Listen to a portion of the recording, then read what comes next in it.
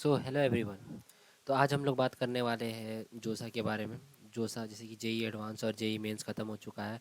तो अब बात है कि आपको जोसा में मतलब एडमिशन लेना है तो जोसा के थ्रू। तो जोसा का आज से आपका चॉइस फिलिंग शुरू हो चुका है।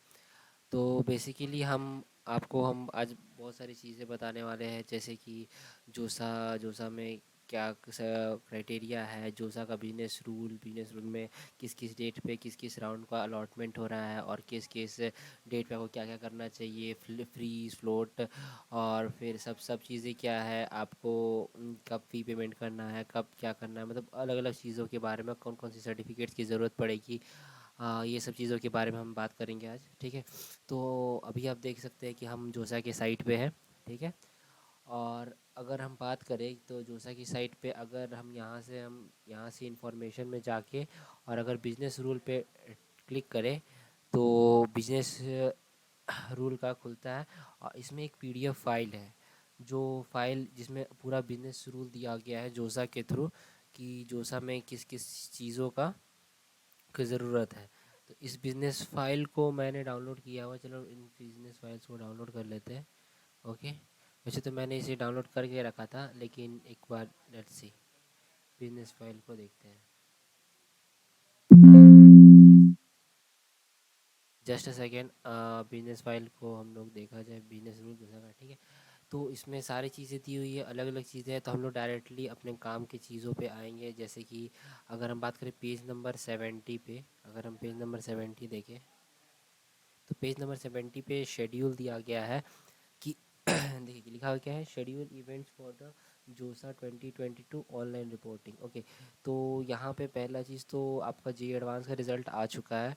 तो जेई एडवांस का result, okay just a second, okay हाँ, जेई एडवांस का रिज़ल्ट आने के बाद आपका 12 तारीख से यहाँ पे देखिए मेंशन किया गया है कि 12 तारीख से 12 सितंबर से आपका जेई काउंसलिंग शुरू हो रहा है। Choice filling, candidate register and choice filling.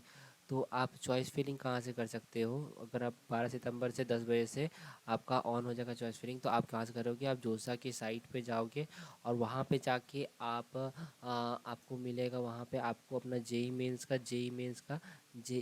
JEE mains का एप्लीकेशन नंबर एप्लीकेशन नंबर डालना होगा और आपको पासवर्ड डालना पड़ेगा, पासवर्ड, ठीक है। पासवर्ड डालना पड़ेगा। वहाँ पासवर्ड, लेकिन आपका पासवर्ड नहीं ले रहा होगा तो वहाँ पे आपको पहले तो आपको पासवर्ड को रीसेट करना पड़ेगा। रीसेट करने के बाद आप जब पासवर्ड रीसेट कर लोगे तब आपका जेई मेंस का मतलब कि जोसा का खुल जाएगा। उसके बाद फिर वहाँ पे जब आपको खुलेगा तो वहाँ पे आप देख सकते होंगे कि अलग अलग आपको कॉलेजेस का एनआईटी आईआईटीज़ की चॉइस फिलिंग का ऑप्शन दिया जाता है। वहाँ पे आपको चॉइस फिल करना है और वो हम बाद में बात करेंगे। तो 12 तारीख को आपने वहाँ पे रजिस्टर कर लिया और उसके बाद फिर आपको चॉइस फिल करना है। अलग अलग कॉलेजेस के मतलब एनआईटीज़ के अलग रहेगा, और जिन्होंने जेई एडवांस क्वालिफाई किया है उनके लिए जेई एडवांस का ही पोर्टल रहेगा, और जिन्होंने सिर्फ जेई मेंस क्वालिफाई किया तो सिर्फ जेई मेंस का पोर्टल रहेगा। वहाँ पे जेई एडवांस के कॉलेजेस को सिलेक्ट करने का ऑप्शन नहीं दिया जाएगा वहाँ पे, ठीक है। तो अगर हम बात करें तो आपने रजिस्ट्रेशन करा लिया 12 को, तो आपने चॉइस फिलिंग कर दी, ठीक है। मान लीजिए कि आपने चॉइस फिलिंग कर दी। बेसिकली हम अभी मेरे ख्याल से कि हम खुद बहुत सारे वीडियोस लाने वाले हैं जिसमें कॉलेज रिव्यू के बारे में कि कौन सा कॉलेज कैसा है, कैसा पैकेजेस है और किस तरीक़ा का कॉलेज में मतलब प्लेसमेंट लग रहा है, उस तरीके से हॉस्टल फ़ी, हॉस्टल्स, अलग अलग क्राइटेरिया पे हम वीडियोस लाने के सोच रहे हैं, ठीक है। तो अ, उसके उस वीडियोस आएगा जल्दी ही। तो अगर आपने मान लीजिए कि आपने चॉइस फिलिंग 12 सितंबर था, 12 सितंबर को आपने अपना धीरे धीरे चॉइस फिलिंग कर दिया, 5 से 6 दिन में चॉइस फिलिंग कर दिया।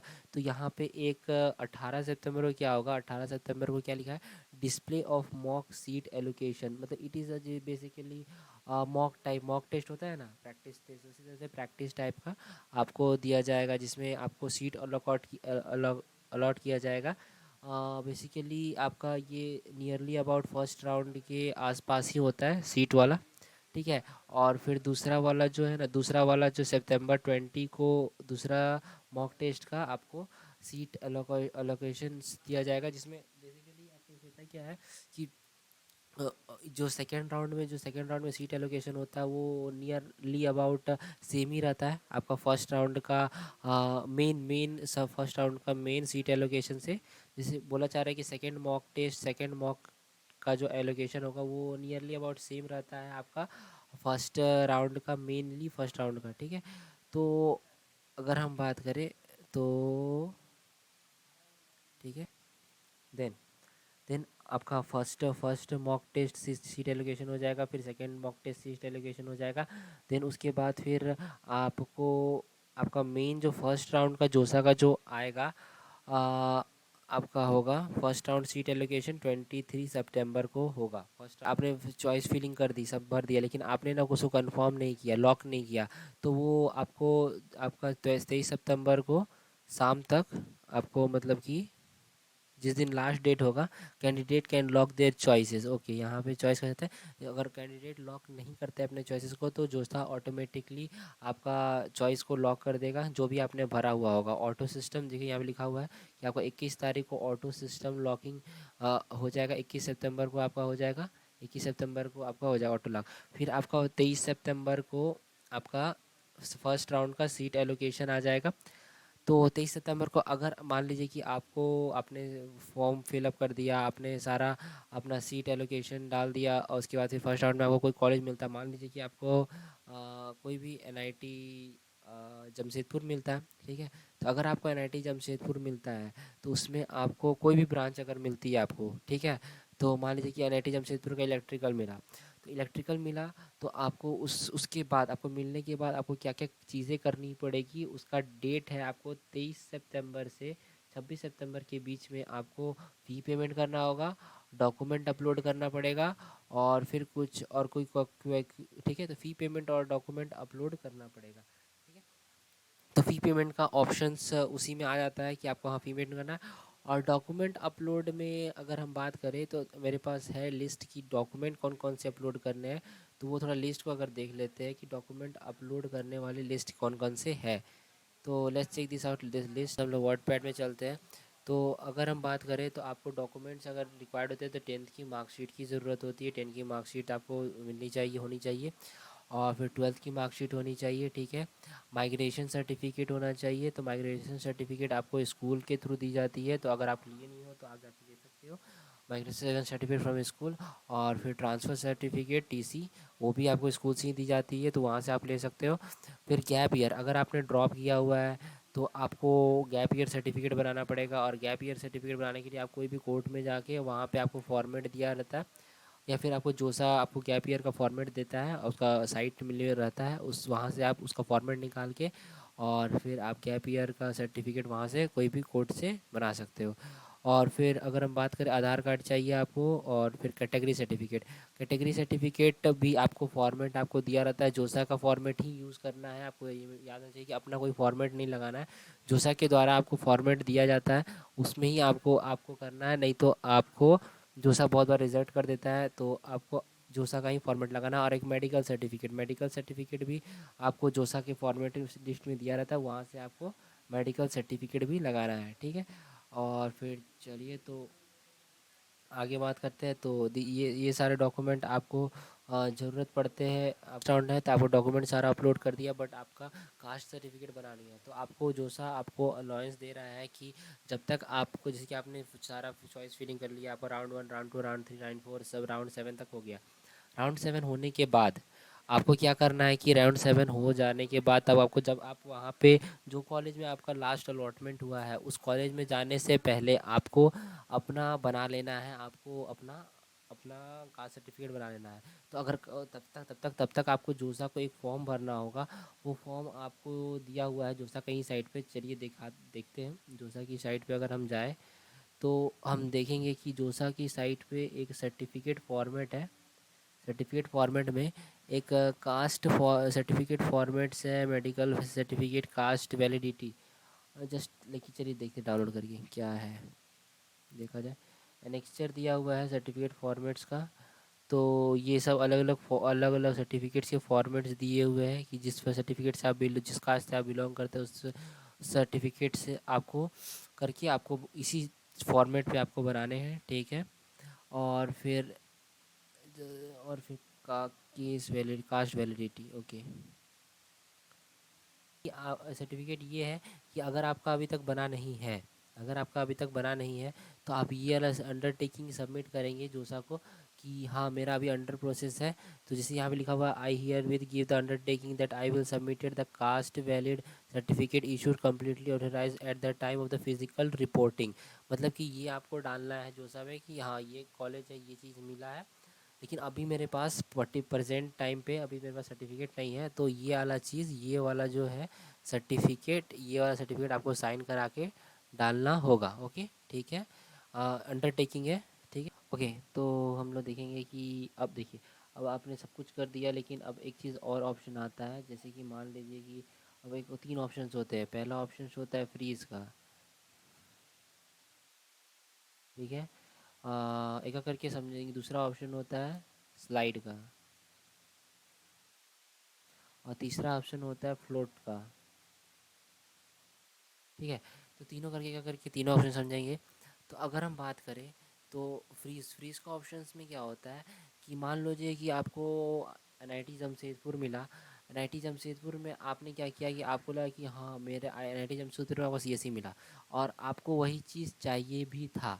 ठीक है, तो आप क्या करोगे कि उस ऑप्शंस को आप फ्रीज अगर कर देते हो तो मतलब कि वो आपका, वो जो सीट है वो आपका रिज़र्व हो गया और आप अब आगे के राउंड में पार्टिसिपेट नहीं कर पाओगे। ठीक है, फिर इसका मतलब ये होता है कि आपने वो सीट को सिक्योर कर लिया और अब आप आगे का राउंड में पार्टिसिपेट करना नहीं चाहते हो, आप वो सीट लेके खुश हो, तो वो आप फ्रीज़ करोगे तो आपका हो जाएगा। ठीक है, स्लाइड का मतलब क्या होता है कि आपको एनआईटी जमशेदपुर में इलेक्ट्रिकल मिला मान लो। ठीक है, तो आपको चाहिए था एनआईटी जमशेदपुर। ठीक है, आपको कॉलेज वही चाहिए था कि हमको एनआईटी जमशेदपुर ही चाहिए, लेकिन हमको ब्रांच सीएससी चाहिए, सीएससी चाहिए। लेकिन आपको क्या हुआ कि आपको एनआईटी जमशेदपुर मिला लेकिन ब्रांच इलेक्ट्रिकल मिला।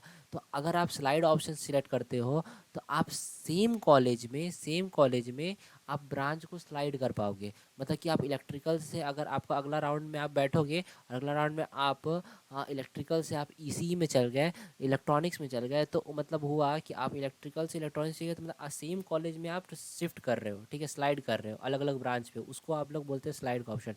और फ्लोट का ऑप्शन बेसिकली बेस्ट ऑप्शन होता है, क्योंकि आप क्या करते हो फ्लोट में, मान लीजिए कि आपने चॉइस भरा और आपको जमशेदपुर का इलेक्ट्रिकल मिल गया। ठीक है, लेकिन आपके तो फ्लोट में क्या, अगर फ्लोट का ऑप्शन आप सिलेक्ट करोगे तो फ्लोट का ऑप्शन में क्या होगा कि आप जो आप फ्लोट क्लिक किए तो फ्लोट में क्या होगा कि आपने जो सिलेक्ट किया था आपका वो जो कॉलेज है, जैसे मान लीजिए आपको एनआईटी जमशेदपुर का इलेक्ट्रिकल मिला, तो वो आपका सिक्योर रहेगा। लेकिन आप अगले राउंड में आप अपने ऊपर के जो प्रायोरिटी है उस पर आप मतलब उसको आपको मिल सकता है। ठीक है, मतलब कि आप उसके ऊपर जितने भी प्रायोरिटी भरे होगे आपने, वो सब प्रायोरिटी मिलने के चांसेस होते हैं जब आप फ्लोट क्लिक करते हो।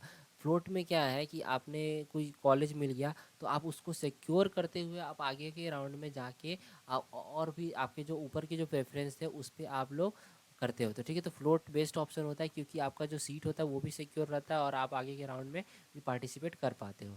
तो ये 3 चीज़ होती है, फ्रीज, स्लाइड और फ्लोट। ठीक है, उसके आगे फिर ऐसे ही आपका हर एक राउंड में आपको राउंड 2, राउंड 3, राउंड 4, हर एक राउंड में आपको अ, आपको करना पड़ेगा। सीट एलोकेशन ऐसी होगी, अगर आपको फर्स्ट राउंड में हो गया तो आपको फर्स्ट राउंड में ही, अगर फर्स्ट राउंड में कोई कॉलेज मिल गया तो आप फर्स्ट राउंड में ही आपको फ़ी पेमेंट कर देना है और डॉक्यूमेंट अपलोड कर देना है। उसके बाद फिर अगर आपको फ्लोट करना है तो आप फ्लोट कर सकते हो, आप आगे के राउंड में बैठोगे और अपने ऊपर हायर प्रायोरिटी वाले कॉलेजेस को प्रेफर करोगे। ठीक है, और अगर आप सेटिस्फाई हो तो आप फ्रीज़ करोगे, और अगर आपको सेम कॉलेज में ऊपर की ब्रांचेस चाहिए तो आप स्लाइड कर सकते हो। ठीक है, तो आप हर राउंड में बैठ रहे हो और आपको अलग अलग आप जिस तरह से आप कर रहे हो तो आपको सेकेंड राउंड का आपको रिज़ल्ट आपको मिल जाएगा। सीट एलोकेशन आपको 28 सितंबर को हो जाएगा सेकेंड राउंड का। उसके बाद फिर सेकेंड राउंड का 28 सितंबर को होगा, फिर थर्ड राउंड का 3 अक्टूबर को होगा, थ्री फोर्थ राउंड का आपको 11 अक्टूबर को होगा, 11 अक्टूबर को होगा, और फाइनली आपको ऐसे ही हर एक राउंड में आपको आपको करना है। और फिर हर एक राउंड का एक round, fifth round and then finally sixth round. ठीक है, सिक्स्थ राउंड तक आपको, अगर मान लीजिए कि यहाँ पे सिक्स्थ राउंड, ठीक है, अब जैसे सिक्स्थ राउंड में आपको 16 अक्टूबर को सिक्स्थ राउंड का सीट एलोकेशन होता है, जैसे जो फाइनल राउंड है। अगर आपने इसमें इसमें अगर आपको कोई सीट नहीं मिलता है, मान लो कि अगर कोई सीट नहीं मिला, तो फिर आप इसके बाद फिर आप CSAP राउंड में बैठ सकते हो। और अगर कोई सीट मिला, अगर मान लो कि कोई सीट मिला, तो आपको फ़ी पेमेंट और डॉक्यूमेंट अपलोड करना ही पड़ेगा, ठीक है।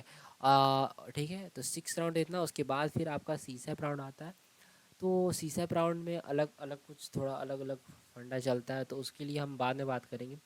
तो ऐसे ही सारे राउंड्स के होते हैं, ऐसी राउंड की सीट एलोकेशंस होते हैं, और आपको सीट प्रायोरिटी भरनी है। क्योंकि एक बार आप मान लो कि एक बार आपने सीट भर दिया, मान लो फर्स्ट राउंड के पहले आपको जो 6 दिन का टाइम मिला उसमें आप सीट भर लिया और आपका सीट एक बार भी लॉक हो गया, तो लॉक हो जाने के बाद आप सीट को चेंज, आप कॉलेज का प्रायोरिटी ऑर्डर को चेंज नहीं कर सकते हो, तो वो आपका सेम रहेगा, ठीक है। तो वही सोच समझ के अच्छा से भरे प्रायोरिटी ऑर्डर को।